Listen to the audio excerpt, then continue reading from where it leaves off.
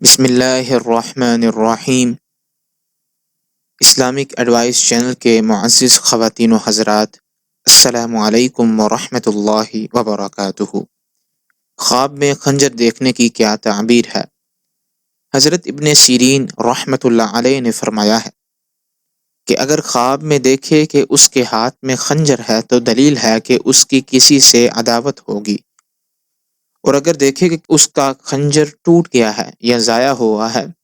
تو دلیل ہے کہ ان کے درمیان سے جھگڑا اور عداوت اٹھ کر صلح کا انجام ہوگا،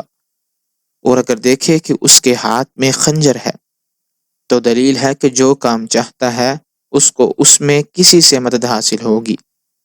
اور اگر اس کے پاس خنجر کے ساتھ بہت سے ہتھیار ہیں